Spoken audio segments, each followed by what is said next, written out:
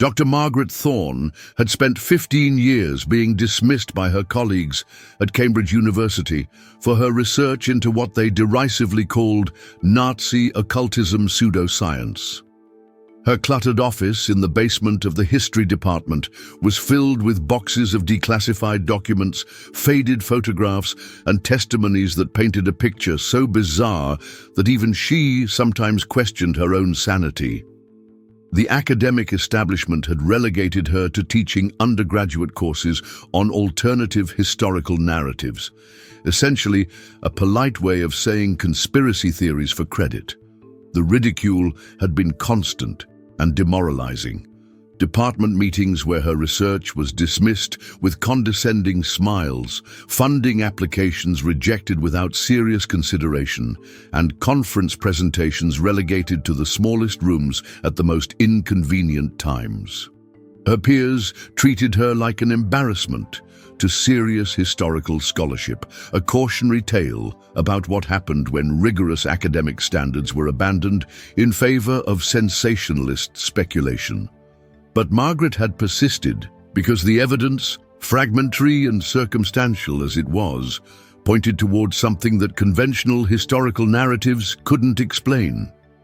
She had interviewed elderly survivors who described experiments that defied scientific understanding, examined photographs that showed impossible phenomena, and traced financial records that revealed research programs continuing long after the war had officially ended.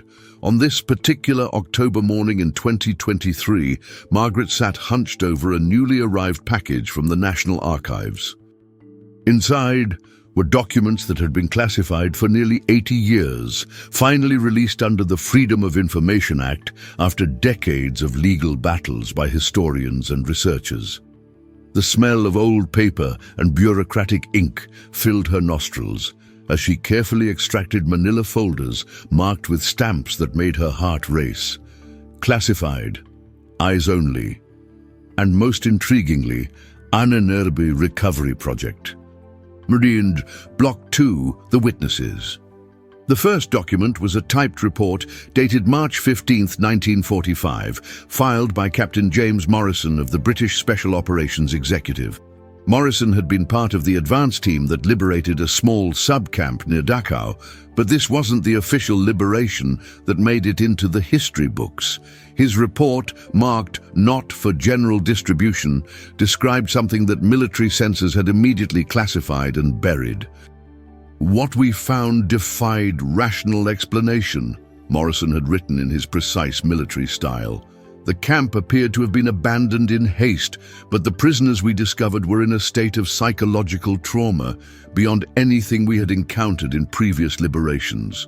They spoke repeatedly of Die Schwarzen Magier, the black magicians, and described experiments that involved what they called shadow manipulation and reality bending. Margaret had read hundreds of survivor testimonies over the years, but Morrison's report contained details that she had never seen in any official documentation. He described finding laboratories filled with equipment that seemed to blend scientific instrumentation with what could only be described as occult paraphernalia. Geometric symbols carved into steel tables, strange crystalline formations arranged in precise patterns, and most disturbing, journals filled with diagrams that seemed to map relationships between human consciousness and what the Nazi researchers called Die andere Seite, the other side. The most chilling part of Morrison's report was his description of finding 3 survivors who had been subjects in these experiments. All 3 had been completely blind when they arrived at the camp, but had somehow developed what Morrison described as impossible visual capabilities. They could see in complete darkness, identify objects behind solid barriers, and most unnervingly, they claimed they could see the true nature of things, whatever that meant. Morrison noted that all 3 survivors died within 48 hours of liberation, despite appearing physically healthy. Block 3, the research division. Margaret's hands were shaking as she opened the second folder. Inside were memoranda between British and American intelligence services discussing the establishment of what they called Operation Blackout, a joint program dedicated to studying and containing what they referred to as paranormal warfare capabilities discovered in Nazi research facilities. The existence of such a program had never been acknowledged in any official capacity, yet here was documentary evidence of a massive international effort to understand and potentially weaponize whatever the Nazis had been developing. A memo dated June 1945 from General Curtis LeMay to President Truman outlined the scope of what Allied forces had discovered. Mr. President, LeMay had written, the materials recovered from Ahnenerbe facilities represent a threat to conventional understanding of warfare and reality itself. I strongly recommend immediate classification at the highest levels and the establishment of a permanent research division to study these phenomena under strict security protocols. What followed were budget allocations, personnel assignments, and facility requisitions for a program that officially didn't exist. Margaret found references to research stations in Nevada, underground facilities in Scotland, and a mysterious installation referred to only as Site X in the Canadian wilderness. The budget figures were staggering.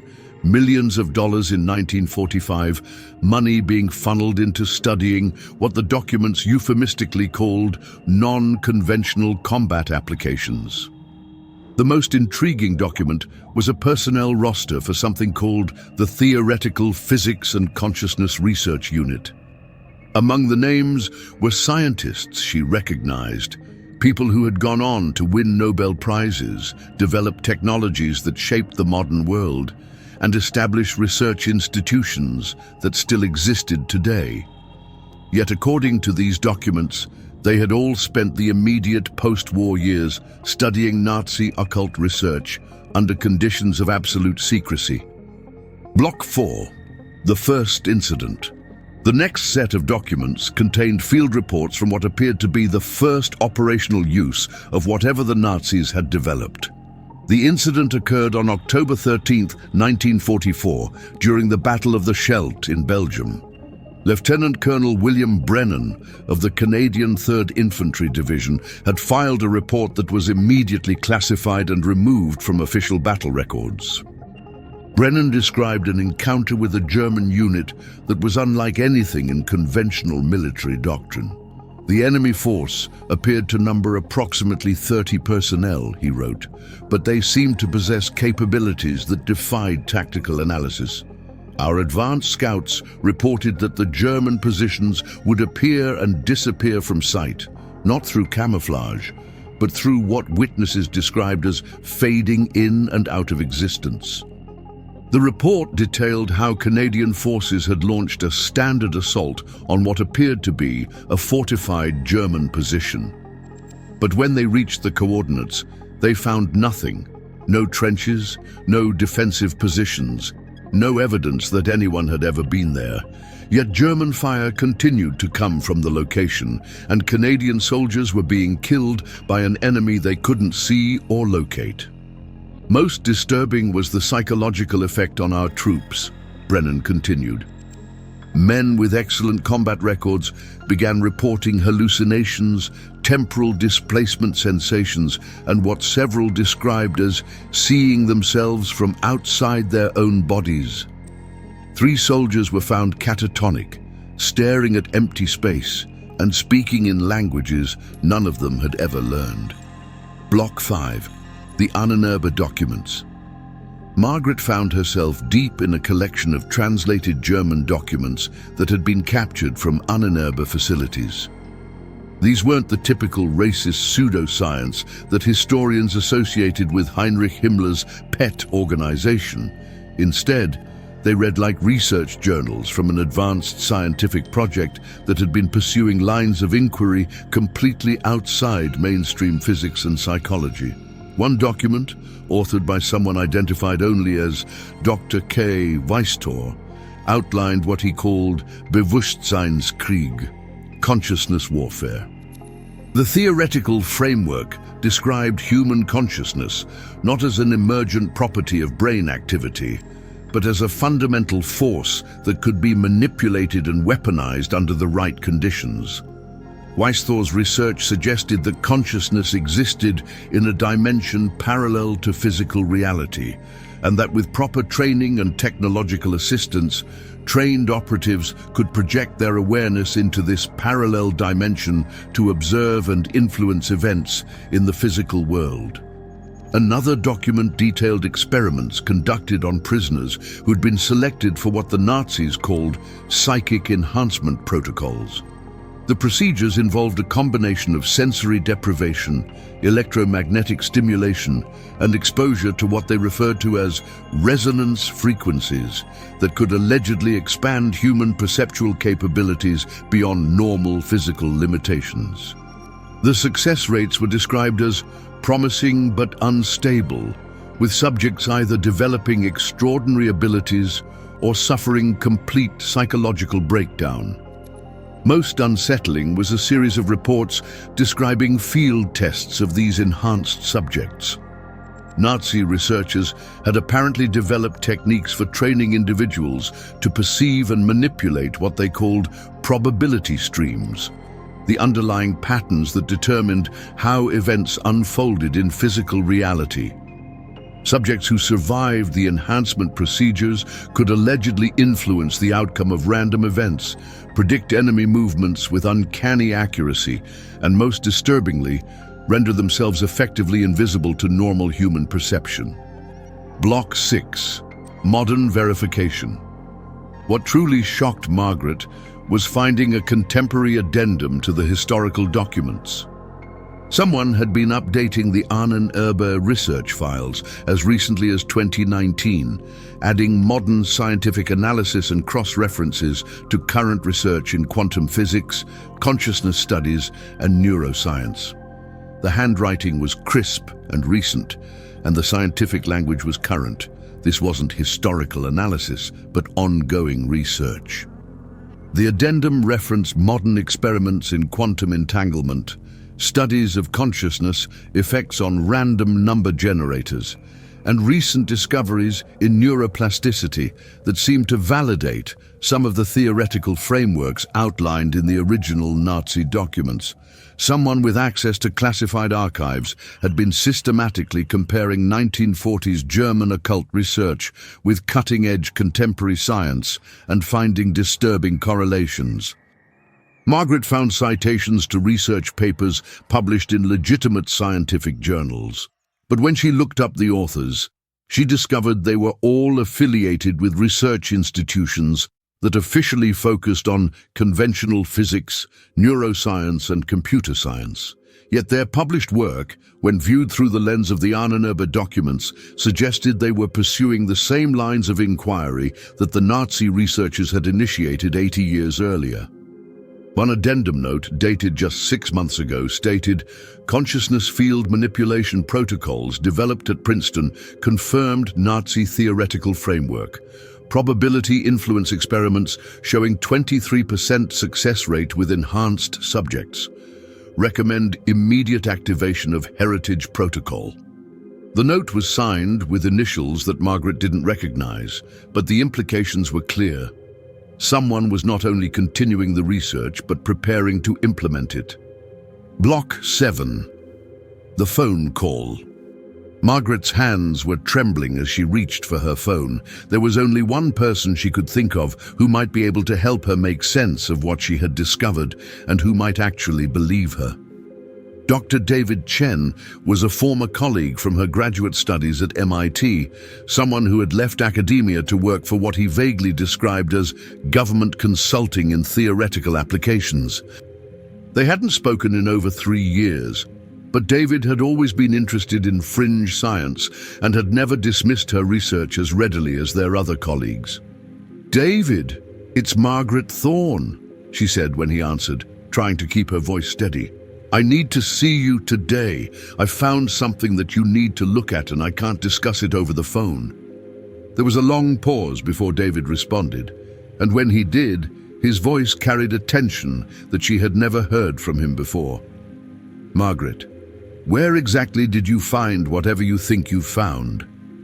His question was oddly specific, as if he already knew what kind of materials she might have discovered. "I'm calling from my office at Cambridge. I've been going through newly declassified documents from the National Archives, and I've stumbled onto something that goes way beyond anything I was prepared for." Another pause, longer this time. "Listen carefully," David said, his voice dropping to barely above a whisper. "Don't discuss this with anyone else. Don't make copies of anything. Don't send emails or make any digital records. Can you drive to London today?" The urgency in his voice sent a chill down Margaret's spine. "David, you're scaring me. Do you know something about what I've found?"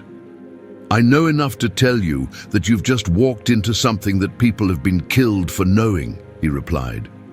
"There's a coffee shop called Morelli's on Baker Street, near the Sherlock Holmes Museum. Can you be there at 6 p.m? Come alone and bring everything you found." Block 8. The meeting. Morelli's coffee shop was exactly the kind of place where someone would meet to discuss secrets, dimly lit, filled with the comfortable hum of conversation and with enough ambient noise to mask sensitive discussions. Margaret arrived 15 minutes early and chose a table in the back corner where she could see the entrance and exits. She had spent the drive to London trying to convince herself that she was overreacting, but David's reaction had been too immediate and too specific to dismiss. The coffee shop's atmosphere felt different than usual, charged with an undercurrent of tension that Margaret couldn't quite identify. Other patrons seemed unusually alert, their conversations more subdued, their glances more frequent toward the windows and exits. Margaret found herself wondering if this was paranoia or if she was actually beginning to perceive subtleties that she had never noticed before. When David walked in, Margaret almost didn't recognize him. The casual professor she remembered had been replaced by someone who moved with the careful awareness of a person accustomed to thinking about security and threats.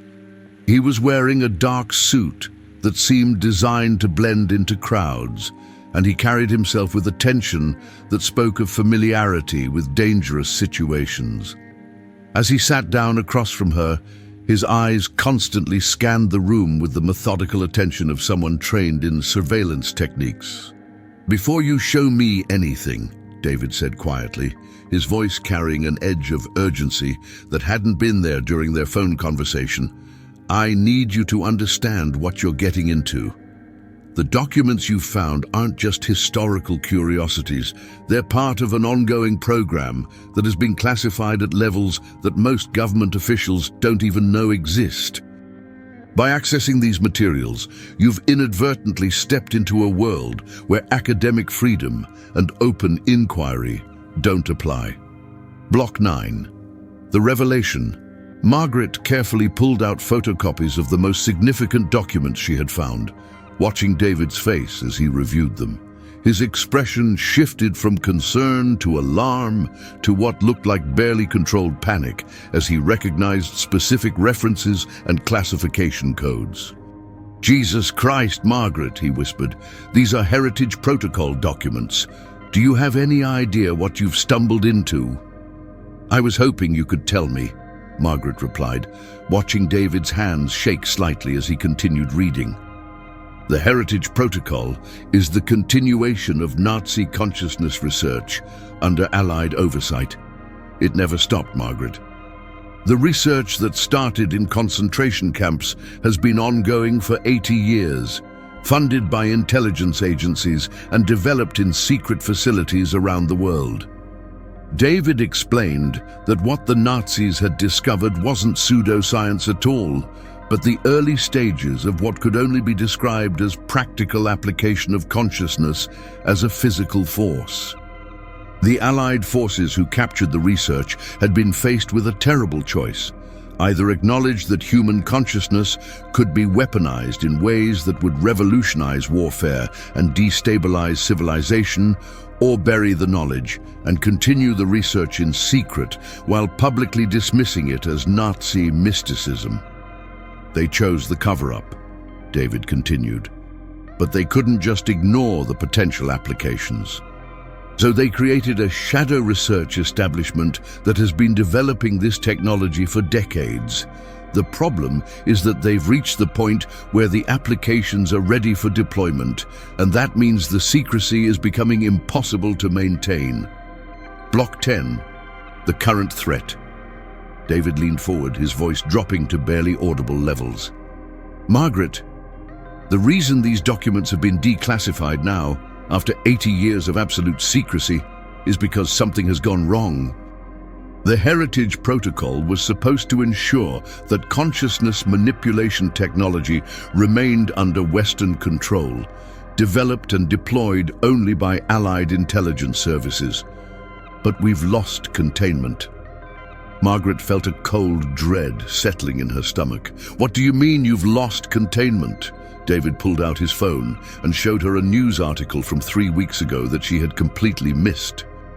The headline read, "Russian military exercises include psychological operations of unprecedented scope and effectiveness."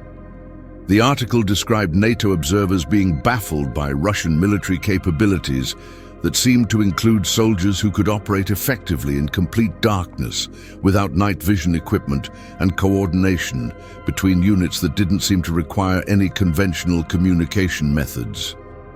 The Russians have developed their own consciousness warfare capabilities, David explained. We think they've been researching parallel lines of inquiry since the 1960s, but they've recently achieved breakthrough levels of practical application. 3 weeks ago, they demonstrated abilities that match or exceed anything we've developed under the Heritage Protocol. Margaret scanned the article, noting descriptions of military exercises where Russian forces had successfully conducted complex operations under conditions that should have made coordination impossible. But this just describes unusually effective training and tactics, she said. David shook his head. Read between the lines. NATO observers reported that Russian soldiers seemed to know the location and intentions of opposing forces before any conventional intelligence gathering could have provided that information. Block 11. The Underground War. There's been an undeclared war going on for the past 5 years, David continued, his voice carrying the weight of someone who had been carrying dangerous secrets for too long. Not between countries in the conventional sense, but between different factions who have access to consciousness manipulation technology. Some want to maintain secrecy and gradual implementation under government control. Others believe the technology should be publicly revealed and made available to everyone. And some, his voice darkened, want to use it to establish permanent hierarchies of power based on enhanced versus unenhanced humans. Margaret realized that what she had thought was historical research into Nazi occultism was actually documentation of an ongoing conflict that had been hidden from public awareness for decades. The documents you found aren't just evidence of what happened during World War II, David explained. They're operational manuals for techniques that are being used right now by people who have the training and equipment to implement them. David described a shadow world of enhanced individuals who could influence probability, project their consciousness beyond their physical bodies, and perceive information that conventional senses couldn't detect. These people don't live in the same reality that most humans experience, he said. They can see and influence the underlying patterns that determine how events unfold. From their perspective, unenhanced humans are basically unconscious, stumbling through a world they can't really perceive or understand. How many people are we talking about? Margaret asked, trying to grasp the scope of what David was describing. Active operatives with full enhancement, maybe a few thousand worldwide. But people with partial training or natural abilities that have been developed through exposure to enhancement protocols. We estimate there are tens of thousands of individuals who exist somewhere between normal human consciousness and full enhancement. Block 12. The enhancement process. Margaret found herself asking questions she never thought she would need to ask. How does someone become enhanced? What does the process involve? David's expression became even more serious. That's where it gets really disturbing. The enhancement process is based on the original Nazi research, which means it involves deliberately traumatizing the subject's consciousness to force it to develop capabilities that don't emerge under normal circumstances. David explained that consciousness enhancement required breaking down the mental barriers that normally kept human awareness contained within conventional sensory and cognitive limitations. The Nazi researchers discovered that extreme stress, sensory deprivation, and exposure to specific electromagnetic frequencies could force consciousness to expand beyond normal parameters. But the process has a high failure rate, and even successful enhancement often comes with severe psychological side effects. Modern enhancement protocols are more refined than what the Nazis were doing, David continued. But they're still fundamentally based on controlled trauma. Subjects are exposed to situations that force their consciousness to develop survival capabilities that transcend normal human limitations. The process takes months of intensive conditioning, and only about 30% of subjects achieve stable enhancement without permanent psychological damage. Margaret realized she was learning about human experimentation that had been ongoing for decades, hidden within legitimate government and academic research programs. Most enhanced individuals were originally recruited from military special forces, intelligence operatives, or individuals who had already demonstrated unusual psychological resilience, David explained. But there are also cases of spontaneous enhancement, people who developed consciousness abilities through natural trauma or exposure to enhancement fields generated by technology. Block 13. The conspiracy emerges. Margaret, the reason I'm telling you all this is because you've accidentally uncovered evidence of a plan that's been in development for years, David said, pulling out a small device that looked like a smartphone but seemed to be scanning their surroundings for electronic surveillance. The Heritage Protocol was supposed to be about maintaining Western advantage in consciousness warfare, but some of the people involved have developed their own agenda. David explained that a faction within the shadow research establishment had decided that gradual, controlled implementation of consciousness enhancement technology wasn't sufficient to address what they saw as existential threats facing human civilization. They believe that climate change, resource depletion, and global political instability require solutions that go beyond conventional government and democracy, he said.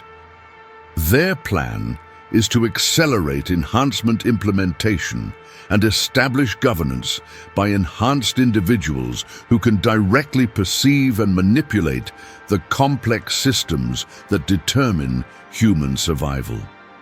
They're talking about replacing democratic government with rule by people who have superhuman capabilities, Margaret said, finally understanding the full implications of what David was describing. They believe that enhanced individuals are better equipped to make decisions about resource allocation, population management, and global coordination because they can perceive and influence reality in ways that unenhanced humans can't. David nodded grimly. The technical term they use is consciousness-based governance. The idea is that enhanced individuals can directly perceive the long-term consequences of policy decisions and influence implementation in ways that ensure optimal outcomes. From their perspective, democracy is an obsolete system that allows uninformed and unconscious humans to make decisions about issues they can't really understand. Block 14, the resistance. There are people working to prevent Phase 3 implementation, David continued, but they're operating without official support and against individuals who have capabilities that make conventional opposition methods ineffective. Enhanced operatives can predict resistance activities, influence decision-making processes, and manipulate probability in ways that make organized opposition extremely difficult. David described a loose network of intelligence operatives, academics, and enhanced individuals who believed that consciousness enhancement technology should either remain secret or be implemented gradually with public awareness and democratic oversight. The problem is that enhanced individuals on both sides can perceive each other's activities and intentions, so traditional security measures don't work. This conflict is being fought on levels of reality that most people can't even perceive. Margaret realized that she had accidentally become involved in what could only be described as a war between different factions of enhanced humans, with the future of human civilization hanging in the balance. The resistance needs people like you, David explained, because baseline humans are invisible to enhanced perception in ways that make them valuable for certain kinds of operations. Enhanced individuals can read each other's intentions and predict each other's actions, but they often overlook baseline humans because normal consciousness doesn't register as significant on their perceptual level. "You're asking me to become some kind of spy," Margaret said, though she was beginning to understand that she might not have a choice in the matter. "I'm asking you to help prevent the transformation of human civilization into something that most people would experience as tyranny by superhuman overlords," David replied. "The documents you discovered are proof that this plan exists and is being implemented. We need that evidence to convince people who have the power to stop it." Block 15, the technology revealed. "I need to show you something that will help you understand what we're really dealing with," David said, pulling out what looked like a modified tablet computer. "This is a consciousness interface device, one of the tools that enhanced operatives use to interact with reality manipulation technology." The device had been modified with additional sensors and what appeared to be crystalline components that resembled the geometric patterns Margaret had seen in the Nazi documents. The device itself was unlike anything Margaret had ever seen in conventional electronics. Its surface seemed to shift and shimmer slightly, as if the display was somehow three-dimensional, despite appearing flat. The crystalline components were arranged in precise geometric patterns that created an almost hypnotic visual effect. And when David activated the device, it emitted a barely audible humming sound that seemed to resonate at a frequency that was felt rather than heard. David activated the device and held it so Margaret could see the display. Instead of conventional graphics, the screen showed what appeared to be three-dimensional probability maps that shifted and changed in real time.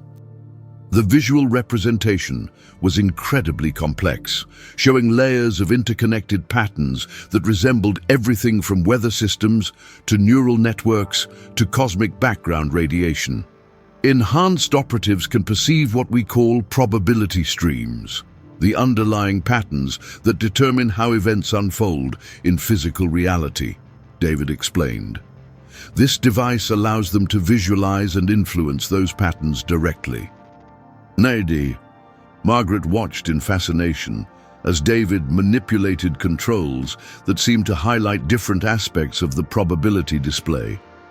The interface responded not just to physical touch, but seemed to react to David's intentions and focus of attention. "For example," he said, pointing to a specific pattern on the screen that looked like a complex web of interconnected nodes, "this represents the probability distribution for our conversation being overheard or monitored. An enhanced operative could influence these probabilities to ensure privacy, or conversely, to guarantee that specific people receive information we don't intend to share." Block 16, the field test. "I want to show you consciousness manipulation in action," David said, closing the device and standing up. "But we need to go somewhere with more space and fewer people." They left the coffee shop and walked to a nearby park where they could find a relatively isolated area. Margaret felt a mixture of anticipation and apprehension as she realized she was about to witness something that would fundamentally change her understanding of reality. "I need you to watch carefully and tell me what you observe," David said, positioning himself about 20 feet away from a small group of people who were walking through the park. "Don't focus on what I'm doing. Focus on what happens to those people over the next few minutes." David stood quietly, holding the consciousness interface device, but not obviously manipulating it in any way. Margaret watched the group of people, initially seeing nothing unusual. They appeared to be a family taking an evening walk, talking among themselves and paying no attention to David or Margaret. But after about 2 minutes, Margaret noticed that their behavior began to change in subtle ways. Their conversation became more animated. They started pointing at different features of the park, and most significantly, they began moving in a direction that brought them closer to where David was standing. "They don't know they're being influenced," David said quietly.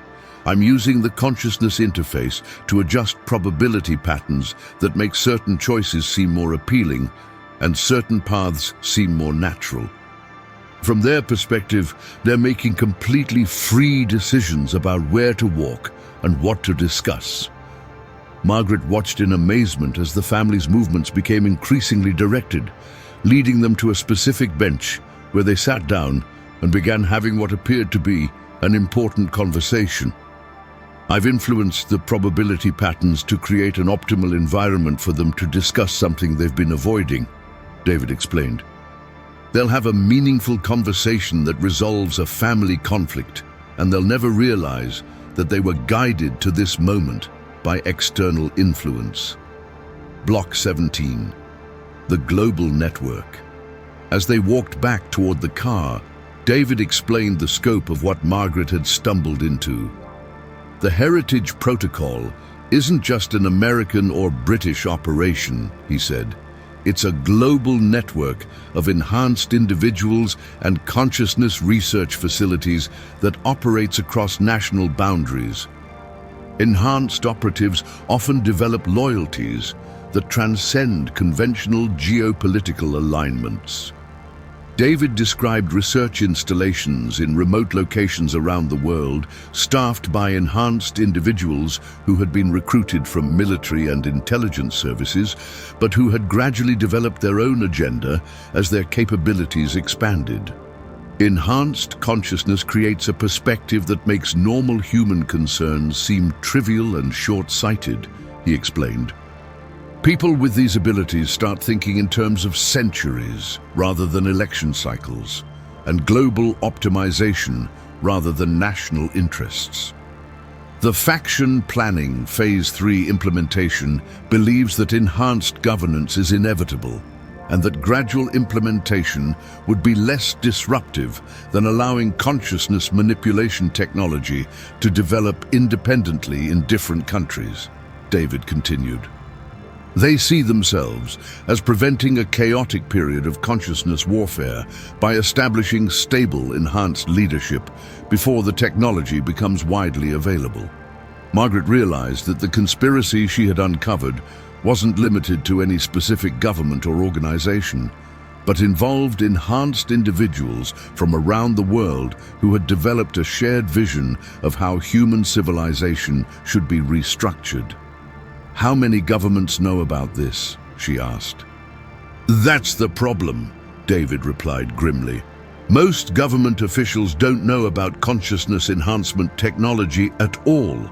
The research has been compartmentalized at levels that keep even cabinet-level officials in the dark. Enhanced operatives have been influencing policy decisions for decades without the decision-makers being aware that they're being manipulated." Block 18. The Time Pressure. "Margaret, we're running out of time," David said as they reached his car. "The documents you found include implementation schedules that suggest Phase 3 will begin within the next few weeks. Once enhanced operatives start demonstrating their capabilities publicly, the paradigm shift will be irreversible. People will either accept enhanced governance as the natural evolution of human civilization, or there will be social chaos as baseline humans try to resist capabilities they can't understand or counter. David explained that the resistance had identified several scenarios for how Phase 3 implementation might unfold. The most likely approach is a staged revelation, he said. Enhanced operatives will demonstrate consciousness manipulation capabilities in contexts that can't be dismissed as tricks or special effects. They might prevent natural disasters, resolve international conflicts through direct consciousness intervention, or demonstrate technological capabilities that obviously transcend conventional science. Once people see enhanced individuals solving problems that conventional government and technology can't address, public opinion will shift toward accepting enhanced leadership, David continued. The transition won't be presented as a coup or revolution, but as a logical upgrade to more effective governance by people with superior capabilities. Margaret realized that consciousness enhancement technology could be used to manufacture consent for enhanced governance by creating situations where enhanced intervention appeared to be the only viable solution to existential threats. They could engineer crises that only enhanced individuals can resolve, she said. Natural disasters, terrorist attacks, economic collapses, anything that makes normal government appear inadequate while demonstrating enhanced capabilities. That's exactly what we think they're planning, David confirmed. The documents you found reference something called demonstration events scheduled for locations around the world. These appear to be coordinated situations where enhanced operatives will publicly use consciousness manipulation technology to address crises that conventional methods can't handle. Block 19. The Resistance Plan. The Resistance has a plan to prevent Phase 3 implementation, David explained as they drove through London traffic. But it requires exposing the consciousness enhancement conspiracy before enhanced operatives can control the narrative around their capabilities. We need to get your documents to people who have the authority and resources to take action. David described a network of government officials, military leaders, and academics who had been quietly investigating consciousness enhancement research for years, building evidence of the conspiracy while avoiding detection by enhanced operatives.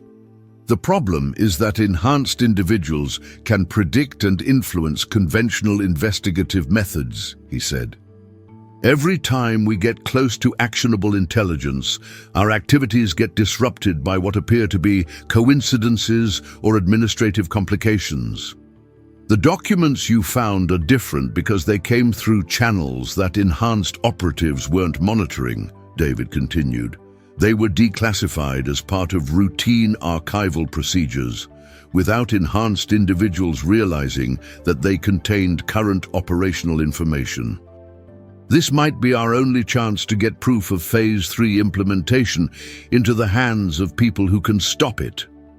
Margaret realized that her accidental discovery had provided the resistance with evidence that had been carefully hidden from enhanced perception for decades. But if enhanced operatives can manipulate probability patterns, won't they be able to prevent us from exposing this conspiracy? She asked. That's where it gets complicated, David replied.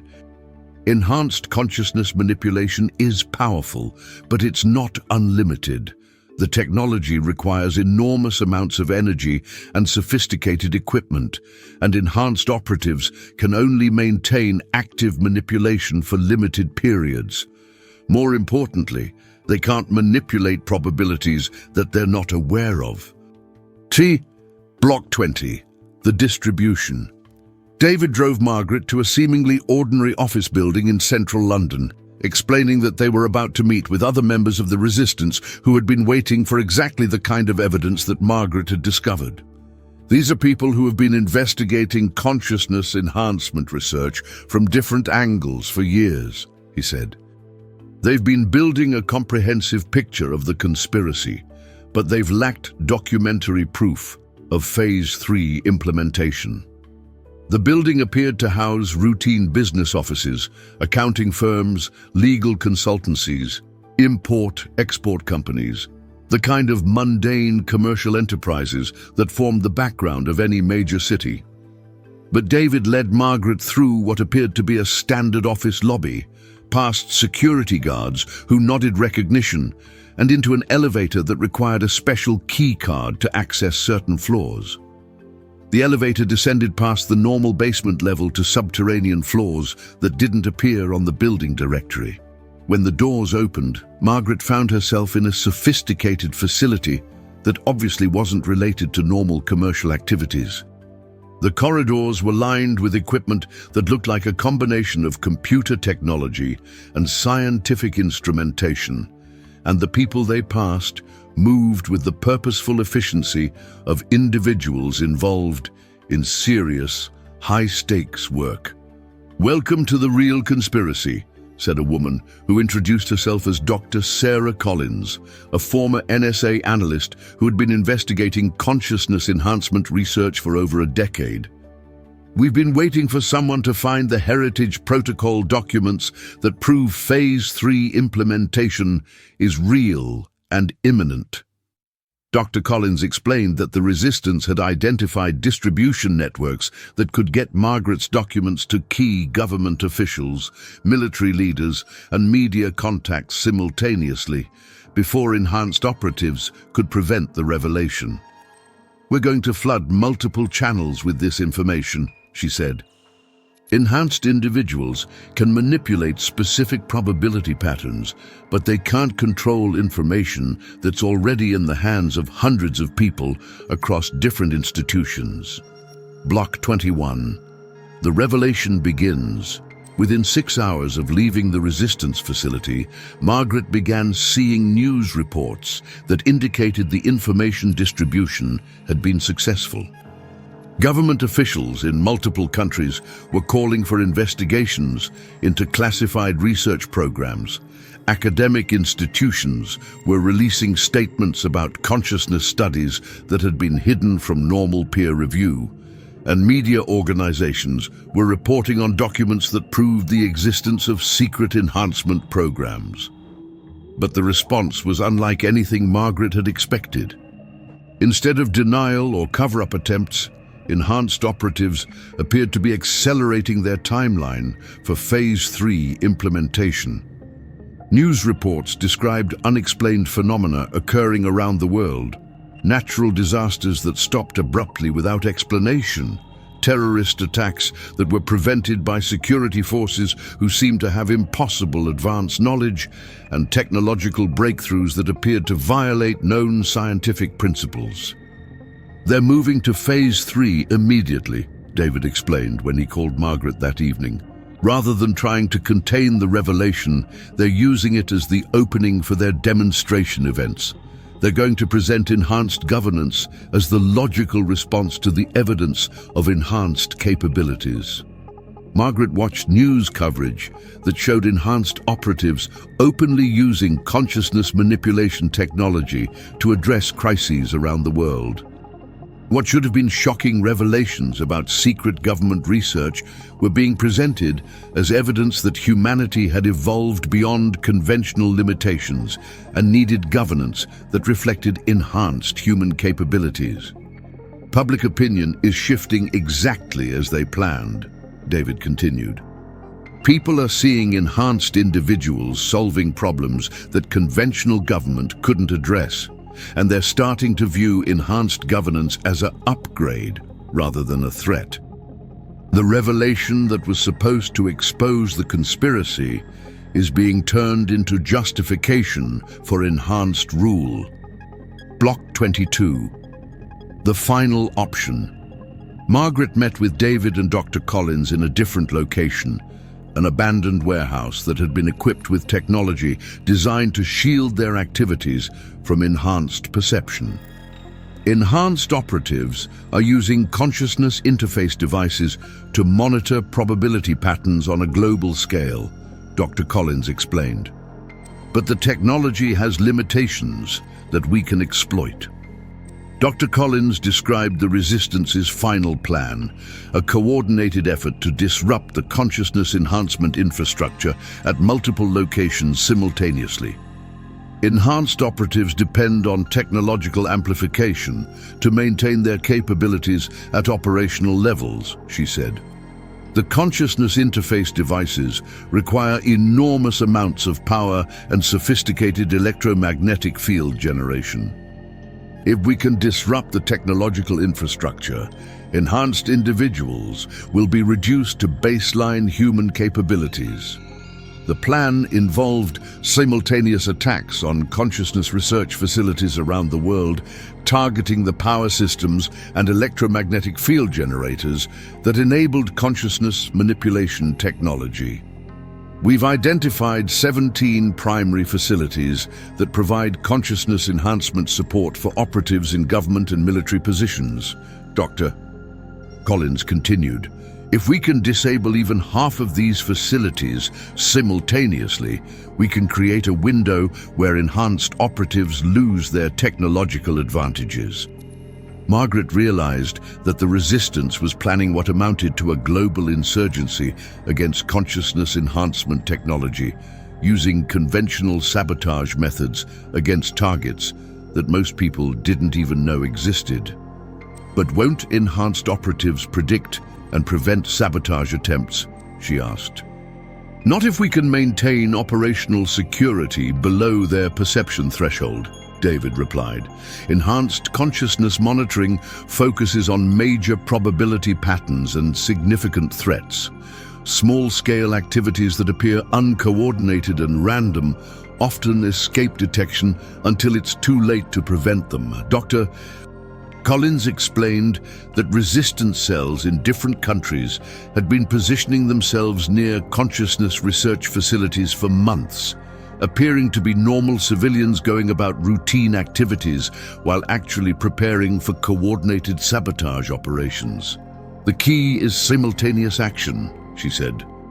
Enhanced operatives can prevent individual attacks if they detect them in advance, but they can't be everywhere at once, especially if their technological amplification is being disrupted.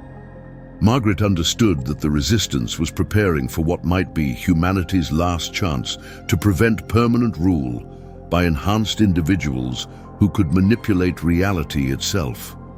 Block 23, the Global Strike. The coordinated attack on consciousness enhancement facilities began at exactly midnight GMT, with resistance cells around the world simultaneously targeting the technological infrastructure that enabled enhanced operatives to maintain their capabilities.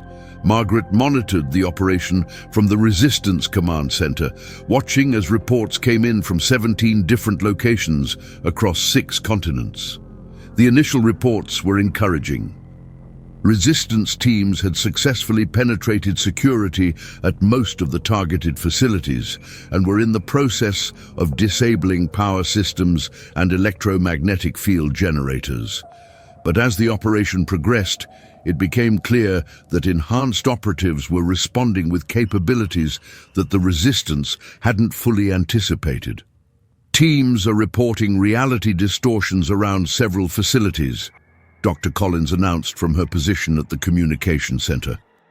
Enhanced operatives are using consciousness manipulation to create probability barriers that prevent sabotage equipment from functioning properly. Margaret watched displays that showed resistance team communications becoming increasingly confused and disoriented as they encountered defensive measures that defied conventional understanding.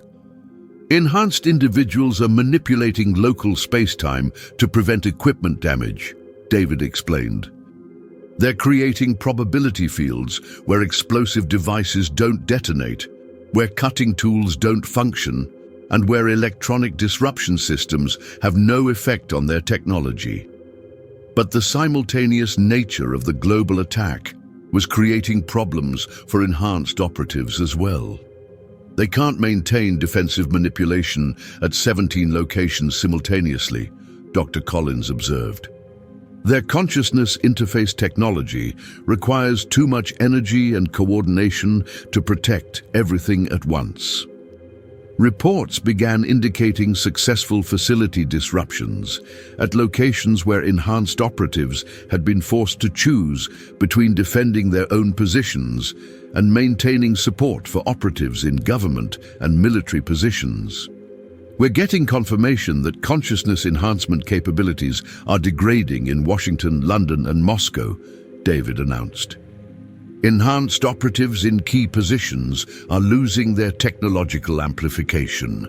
Margaret realized that the resistance operation was creating exactly the kind of capability disruption that could level the playing field between enhanced and baseline humans, at least temporarily. Block 24. The aftermath.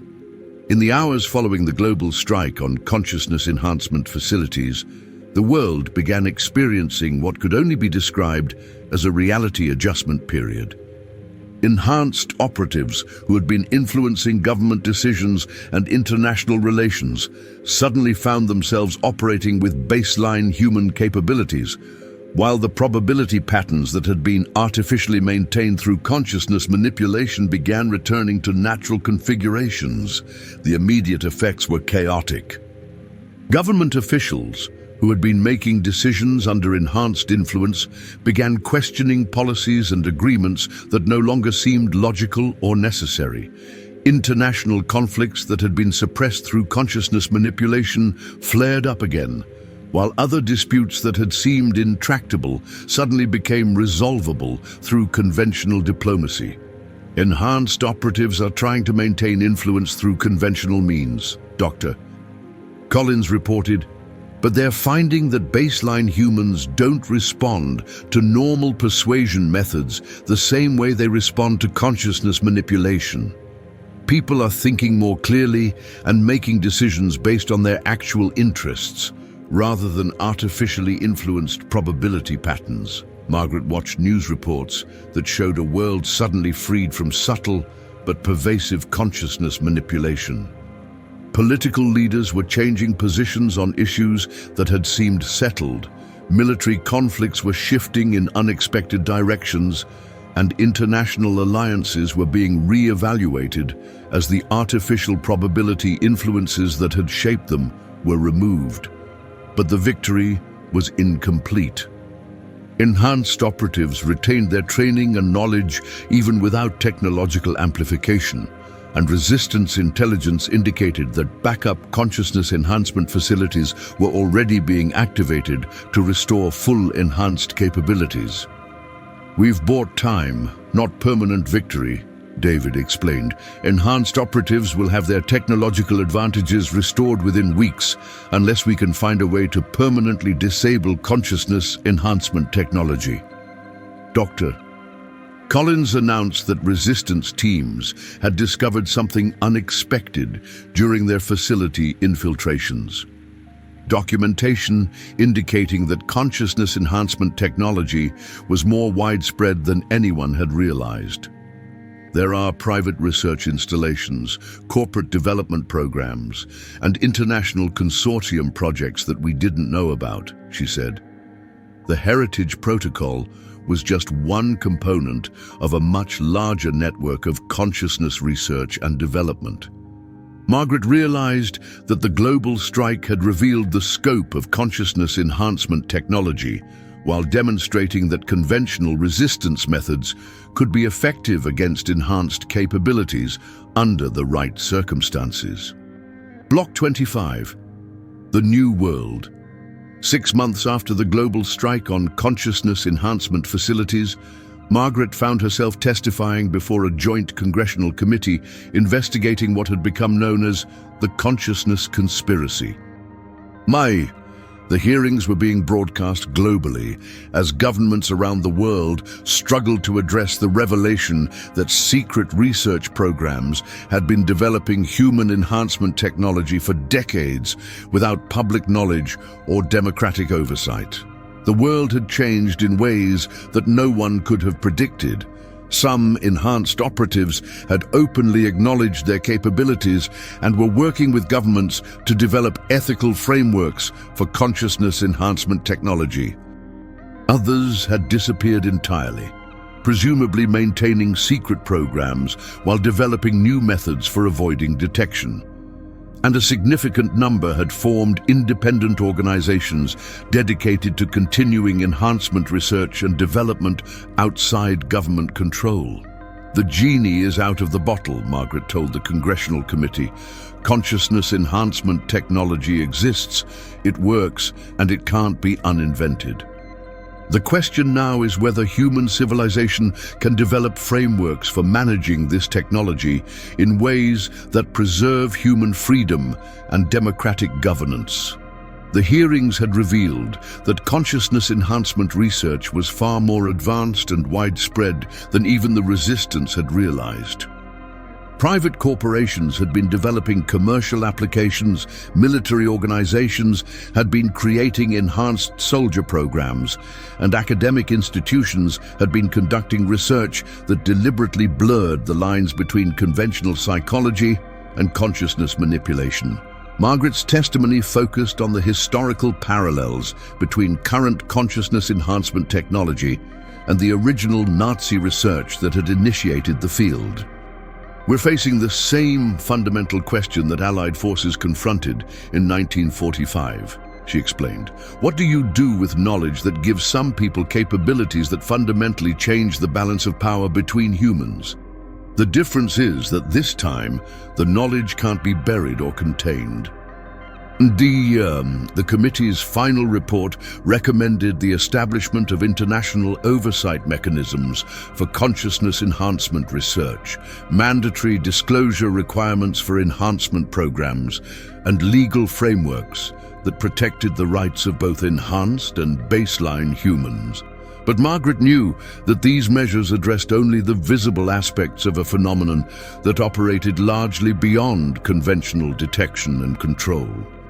As she left the Capitol building after her final day of testimony, Margaret reflected on how her academic research into Nazi pseudoscience had revealed a conspiracy that challenged everything she thought she knew about reality, human capability, and the nature of power itself.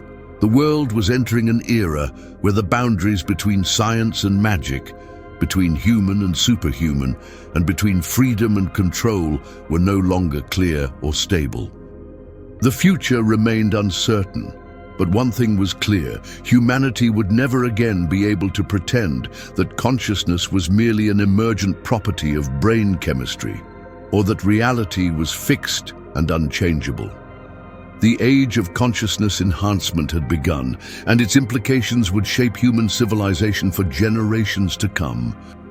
Enhanced individuals continued to exist and operate, some openly and others in secret, their capabilities now acknowledged but not fully understood or controlled. The resistance had succeeded in preventing immediate implementation of enhanced governance, but they had also opened a Pandora's box that could never be closed again. Margaret returned to Cambridge University, where she found herself in the unprecedented position of being both vindicated and overwhelmed by the implications of her research. Her basement office, once a symbol of academic exile, had become a pilgrimage site for researchers, journalists, and government officials seeking to understand the new reality of human consciousness enhancement. The documents that had started her journey continued to yield new revelations as researchers around the world gained access to previously classified materials. What had begun as a historical investigation into Nazi occultism had become the foundation for humanity's attempt to navigate a future where the impossible had become not only possible, but inevitable. As Margaret prepared her final report on the consciousness conspiracy, she couldn't help but wonder what other secrets remained hidden in classified archives around the world, and what other technologies might be waiting to transform human civilization in ways that no one could predict or control.